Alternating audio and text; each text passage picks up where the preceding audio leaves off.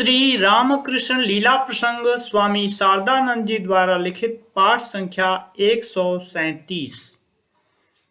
भाव समाधि तथा दर्शन संबंधी कुछ बातें। श्री रामकृष्ण देव को वेदांत चर्चा करने के लिए ब्राह्मणी का निषेध करना। श्रीमद तोतापुरी जी से संन्यास ग्रहण करने के बाद पहले ही दिन श्री रामकृष्ण देव को वेदांत शास्त्रोक्त निर्विकल्प समाधि या श्री भगवान के साथ अद्वैत भाव में अवस्थिति की चरम उपलब्धि हुई थी। उस समय श्री रामकृष्ण देव सब प्रकार के तंत्रोक्त साधन समाप्त कर चुके थे एवं जिन्होंने उन साधनों के समय आवश्यक वस्तुओं का संग्रह कर तथा उन वस्तुओं की प्रयोग प्रणाली आदि दिखाकर उनकी सहायता की थी, वे विदुषी भैरवी ब्राह्मणी भी श्री रामकृष्ण देव जिनको बामनी कहकर हमसे निर्देश किया करते थे, दक्षिणेश्वर में श्री रामकृष्ण देव के समीप निवास कर रही थीं। कारण हमने श्री रामकृष्ण देव के श्रीमुख से सुना है कि वह बामनी या भैरवी ब्राह्मणी उन्हें श्रीमद तोतापुरी जी के साथ घनिष्ठ रूप से मिलने के लिए निषेध कर कहा करती थी, बाबा उसके साथ इतने घनिष्ठ रूप से न मिला करो, उन लोगों का शुष्क भाव है, उसके साथ इतना संपर्क स्थापित करने से तुम्हारा प्रेम भाव आदि सब कुछ नष्ट हो जाएगा। किंतु उनकी उन बातों पर किंचित मात्र भी ध्यान न देकर श्री रामकृष्ण देव उस समय अहर्निश वेदांत विचार तथा उपलब्धि में ही निमग्न रहते थे। निर्विकल्प अवस्था में सर्वदा अवस्थान करने का श्री रामकृष्ण देव का संकल्प तथा उक्त अवस्था का स्वरूप। 11 महीने दक्षिणेश्वर में अवस्थान करने के पश्चात श्रीमद तोतापुरी जी चले गए। उस समय श्री रामकृष्ण देव ने दृढ़ संकल्प किया कि मैं मेरा के राज्य में न रहकर निरंतर श्री भगवान के साथ एकत्वानुभव तथा अद्वैत ज्ञान में अवस्थान करूंगा, और वे तदनुसार आचरण भी करने लगे। उस समय की घटनाएं अत्यंत अपूर्व हैं। मेरा शरीर है, इसका भी श्री रामकृष्ण देव को उस समय होश नहीं था। दूसरों के साथ वार्तालाप आदि करना तो दूर रहा, अपने नहाने खाने सोने तक की बातें भी उनके मन में उदित नहीं होती थीं।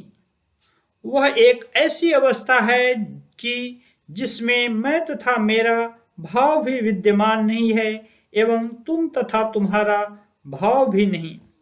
उस अवस्था में न तो दो ही है और न एक, कारण दो की स्मृति रहने पर ही तो एक की उपलब्धि होती है।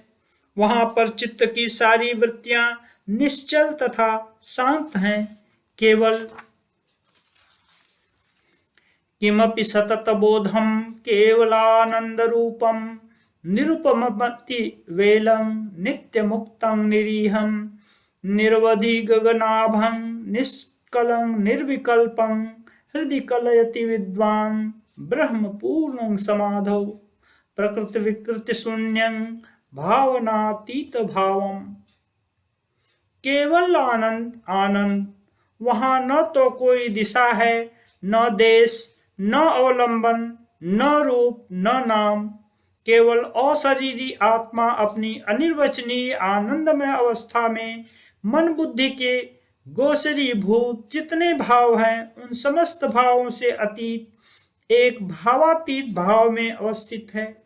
शास्त्रों में जिसका आत्मा के साथ आत्मा का रमण कहकर निर्देश किया है, उस प्रकार की एक अनिर्वचनीय अवस्था की उपलब्धि श्री रामकृष्ण देव को उस समय निरंतर हो रही थी।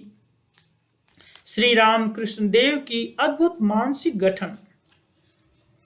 श्री रामकृष्ण देव कहा करते थे कि वेदांत की निर्विकल्प समाधि की उपलब्धि करते समय सांसारिक कोई भी पदार्थ या कोई संबंध उनके लिए बाधक नहीं हुआ था। कारण पहले से ही श्री जगदम्बा के श्रीपाद पद्मों के साक्षात्कार करने के लिए वे सब प्रकार की भोग वासनाएं त्याग चुके थे।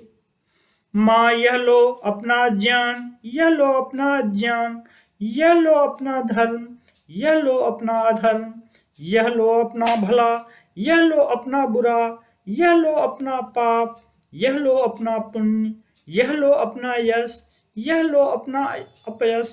अपने चरणों में मुझे श्रद्धा भक्ति दो, मुझे दर्शन दो। यह कहकर श्री जगन माता के प्रति प्रेम स्थापन कर उनके लिए उन्होंने यथार्थ में अपने मन से सब प्रकार की वासनाओं को त्याग दिया था। आहा, उस एकनिष्ठ भक्ति प्रेम की उपलब्धि की बात करना तो दूर रहा, क्या हम उसकी किंचित मात्र कल्पना भी कर सकते हैं? कदाचित हम अपने मुंह से यदि सभी यह उच्चारण करते कि यह लो प्रभो, मैं अपना सब कुछ तुम्हें प्रदान कर रहा हूं, किंतु यह कहने के उपरांत ही पुनः कार्य में संलग्न होते समय प्रभु को दूर हटाकर सभी विषयों में मेरा मेरा का अनुभव करने लगते हैं तथा हानि लाभ का हिसाब लगाने लगते हैं।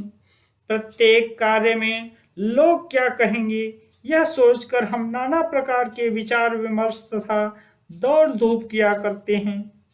भविष्य का चिंतन कर कभी हम महान संकट तथा कभी आनंद में निमग्न होते हैं और मन ही मन हम यह दृढ़ निश्चय कर लेते हैं कि अपने प्रयत्न के द्वारा यद्यपि संसार को एकदम उलट पलट कर देने की शक्ति हम में विद्यमान नहीं है, फिर भी कुछ अंशों में हम इसे थोड़ा बहुत घुमा फिरा तो अवश्य सकते हैं। श्री राम कृष्ण देव का मन हमारी तरफ प्रवंचक नहीं था।